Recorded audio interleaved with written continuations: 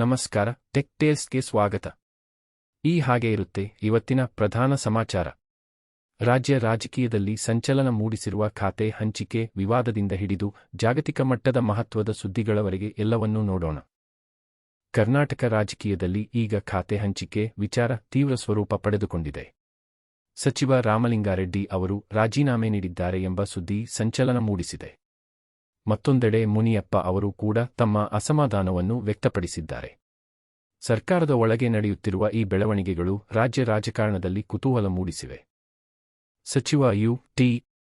ಖಾದರ್ ಅವರು ಅಧಿಕಾರ ಸ್ವೀಕರಿಸಿದ ಮೊದಲ ದಿನವೇ ಆಸ್ಪತ್ರೆಗಳಿಗೆ ಭೇಟಿ ನೀಡಿ ದಿಢೀರ್ ಪರಿಶೀಲನೆ ನಡೆಸಿದ್ದಾರೆ.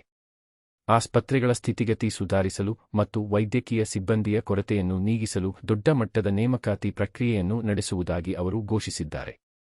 ರಾಜ್ಯದಲ್ಲಿ ಇಂಧನ ವಲಯಕ್ಕೆ ಸಂಬಂಧಿಸಿದಂತೆ ಕೆಆರ್ಸಿ ಮಹತ್ವದ ಆದೇಶ ಹೊರಡಿಸಿದೆ.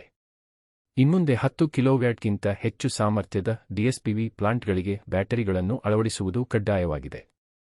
ಈ ಮೂಲಕ ಸೋಲಾರ್ ವಿದ್ಯುತ್ ಸಂಗ್ರಹಣೆಯನ್ನು ಉತ್ತೇಜಿಸಲು ಸರ್ಕಾರ ಮುಂದಾಗಿದೆ. ರಾಷ್ಟ್ರೀಯ ಮಟ್ಟದಲ್ಲಿ ಜಮ್ಮು ಕಾಶ್ಮೀರದಲ್ಲಿ ನೈಸರ್ಗಿಕ ವಿಪತ್ತುಗಳನ್ನು ಎದುರಿಸಲು ಭಾರತೀಯ ಸೇನೆ ಹಿಫಾಜತ್ ಎಂಬ ವಿಶೇಷ ಕವಾಯತನ್ನು ನಡೆಸಿದೆ. ಇನ್ನು ಅಂತಾರಾಷ್ಟ್ರೀಯ ಸುದ್ದಿಯಲ್ಲಿ ನಾರ್ವೆಯ ಕ್ರೌನ್ ಪ್ರಿನ್ಸೆಸ್ ಮೆಟ್ಟೆ ಮ್ಯಾರಿಟ್ ಅವರು ಶ್ವಾಸಕೋಶ ಕಸಿಗಾಗಿ ಕಾಯುತ್ತಿರುವ ಸುದ್ದಿ ಕೇಳಿಬಂದಿದೆ. ಸೋಮಾಲಿಯಾದ ಮೊಗಾದಿಶುವಿನಲ್ಲಿ ಪರಿಸ್ಥಿತಿ ತಿಳಿಯಾಗಿದೆ. ಇವಿಷ್ಟು ಇಂದಿನ ಪ್ರಮುಖ ಸುದ್ದಿಗಳು. ಮತ್ತೆ ಸಿಗೋಣ ಟೆಕ್ ಟೇಲ್ಸ್ನಲ್ಲಿ. ಲೈಕ್ ಮಾಡಿ, ಶೇರ್ ಮಾಡಿ.